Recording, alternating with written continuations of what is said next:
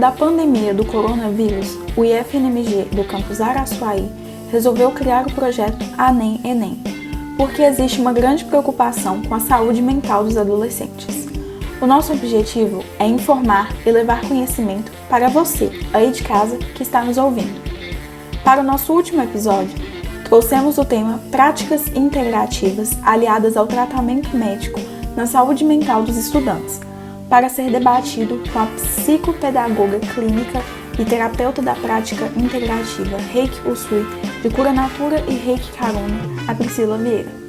Sou Camille Souza, estudante do 3º ano do ensino médio do IFNMG, e sejam bem-vindos ao nosso podcast.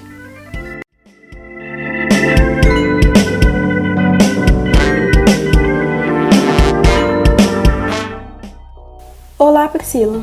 Seja bem-vinda mais uma vez ao nosso podcast. Olá, Camille! Olá, ouvintes! Eu que agradeço o convite de estar aqui novamente. No nosso 6º episódio, as professoras Sheila e Luna, juntamente com o mediador Zac e eu, discutiram sobre o doping intelectual, que é o uso de medicamentos por pessoas sem qualquer transtorno para melhorar a performance no estudo. Hoje, falaremos a respeito das práticas integrativas e complementares como aliadas na saúde mental dos estudantes. Priscila, explica pra gente o que são as práticas integrativas. Camille, as práticas integrativas complementares em saúde, elas são conhecidas também como PICS, elas recebem o nome de PICS. Essas técnicas, elas são milenares, são práticas milenares, práticas que já foram estudadas, os efeitos no processo mental dos usuários foram observados, elas são reconhecidas pela ONU como excelentes aliadas aí no tratamento médico e psicológico, porque elas potencializam o sujeito naquilo que ele tem de melhor. O que isso significa? Significa que ela pode auxiliar aí uma capacidade de aprendizagem, melhorar a capacidade emocional do sujeito. Atualmente, as PICs, elas podem ser encontradas nos postos de saúde de forma gratuita, porque o Ministério da Saúde, ele reconhece a legitimidade dessas práticas, e isso é muito bom. Que legal, Priscila! E conta pra gente, quais são as principais práticas integrativas que você conhece? Bem, Camila, vamos lá então, né? Eu conheço aí algumas práticas integrativas e se eu for ficar aqui falando todas, a gente vai pegar o horário todo do episódio. Mas antes de eu sair falando, dando alguns exemplos das práticas integrativas e complementares, eu acho que vale a pena a gente explicar para o nosso ouvinte essa nomenclatura. Por que integrativas, por que complementares? Vamos lá então. Quando a gente fala de práticas integrativas, nós estamos falando de atividades, de ações que visam o equilíbrio energético do ser, que visa aí um equilíbrio integral deste ser. E quando a gente fala de integral, vai envolver uma interpretação do corpo, da mente, do espírito. A meditação, por exemplo, encaixaria nessa prática integrativa.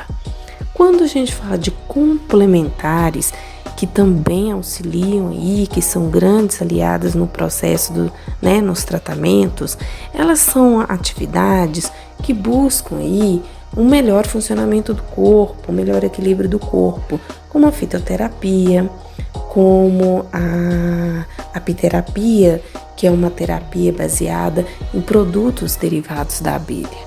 Então, depois dessa explicação, eu vou começar a falar aqui de algumas práticas integrativas e complementares que já estão aí disponíveis, que podem ser encontrados no SUS. Aromaterapia, biodança, meditação, fitoterapia, que é as plantas medicinais, reiki, terapia comunitária integrativa, floral, yoga e muito mais. Hoje, essas práticas podem ser encontradas também em algumas escolas e universidades públicas e privadas. E, como eu já disse, nos postos de saúde. Nossa, isso é muito importante, porque assim as práticas podem ser encontradas de forma mais acessível por nós, não é? Isso mesmo, Camille, nós precisamos valorizar o SUS. Porque antigamente essas práticas não eram acessíveis à população.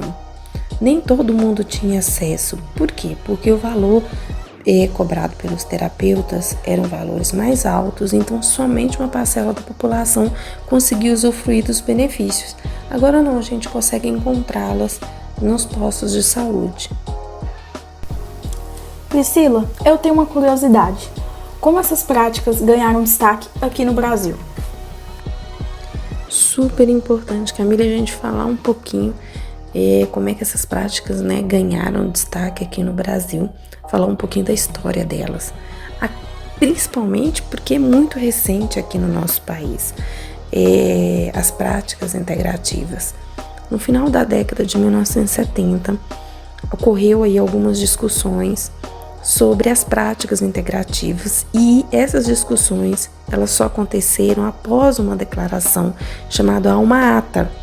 Nessa declaração falou-se muito da urgência dos governos na promoção da saúde de todo mundo, dos povos. E aí em 1980 aconteceu uma grande Conferência Nacional da Saúde que apontou a importância das práticas integrativas com o objetivo aí de um autocuidado, do bem-estar físico, mental e social, oferecer isso para a sociedade. Os gestores, então, de uma maneira ainda muito tímida, começaram a implantar nos postos de saúde algumas PICs. Atualmente, elas já são estudadas em grandes laboratórios e universidades, confirmando aí os seus efeitos no nosso cérebro e principalmente no nosso corpo e na nossa alma. É muito interessante e nós percebemos o quão recente foi a implementação das PICs. Nós havíamos citado sobre as práticas auxiliando os tratamentos médicos. Então, como essas PICs podem auxiliar o estudante? Super importante, Camila, essa pergunta. Bom, iniciarei minha fala ressaltando o seguinte: as PICs, práticas integrativas complementares em saúde, não substituem o tratamento médico tradicional. Elas são aliadas, elas auxiliam, porque elas possibilitam ali uma melhora integral do ser. Atuam nos níveis do corpo, da mente, do espírito. O que os estudos nos trazem é que os estudantes sofrem muito durante o período de vestibular, porque o estudo é muito intenso, e também quando eles entram na universidade. Ocorre ali uma dificuldade na adaptação, na rotina, no estudo, da própria estrutura pedagógica da universidade.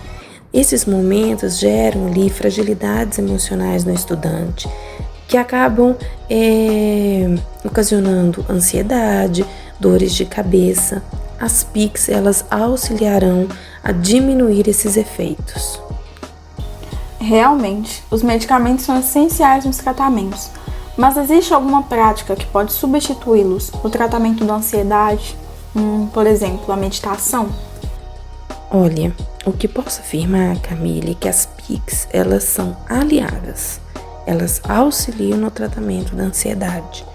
Por exemplo, com a meditação diária, a pessoa ela consegue, através de uma plasticidade neural, diminuir a amígdala neural e aumentar o córtex. O que isso gera? É o seguinte comportamento.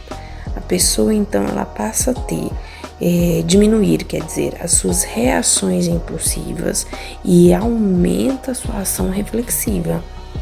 É uma resposta neurofisiológica, aumenta ali então a sua atenção e a pessoa torna-se mais presente, melhora o foco também. Dizer que elas substituem, não, elas auxiliam, ok? Bom, pensando no foco do projeto, que somos nós estudantes, quais são os principais benefícios das práticas integrativas na melhoria do estresse, ansiedade e cansaço nessa época de pandemia e pré-vestibular? Camila, adorei a pergunta. Nós estamos realmente nos aproximando da realização da prova do Enem e ficando, sim, cada dia mais irritados, cansados, com dificuldade de concentração, uma grande inquietação, dor de cabeça, dores musculares, são alguns dos efeitos do estresse e da ansiedade pré-prova. Esses efeitos, eles interferem diretamente no nosso sistema límbico, no nosso sistema imunológico, no nosso sistema endócrino, provocando respostas neurofisiológicas e nos deixando sempre numa postura ou de alerta ou de fuga. Com o auxílio das PICs, já ficou comprovado que elas buscam tornar o indivíduo ali mais presente, tanto física quanto emocional e cognitivamente, de forma mais integral possível, diminuindo ali os pensamentos repetitivos, ampliando a consciência de si mesmo. E quando as PICs são aliadas, trabalhadas junto à terapia, produzem ali maiores benefícios comportamentais para o sujeito. Muito pertinente, viu, Priscila? As práticas podem nos auxiliar bastante nesse período. Porém, vivenciamos uma pandemia que nos obriga ao distanciamento social. Então, como a gente pode praticá-las nessas condições? Camille, antes de eu explicar como nós podemos praticar durante a pandemia, as práticas integrativas, eu quero fazer uma ressalva. Se você está interessado, primeiramente, busque informação sobre o terapeuta, busque a informação sobre a sua formação, quanto tempo este terapeuta trabalha com a técnica integrativa ou complementar. Eu falo isso porque os cursos de formação em PICs são considerados livres. Por isso, procure sempre saber sobre a técnica e o profissional. No presente momento, vários profissionais atendem online com mentoria de meditação, com homeopatia, constelação familiar, yoga e várias outras técnicas. Se, por exemplo, a prática que você escolheu necessita ser presencial, como é o caso da acupuntura, certifique-se que o terapeuta está seguindo todas as orientações da OMS.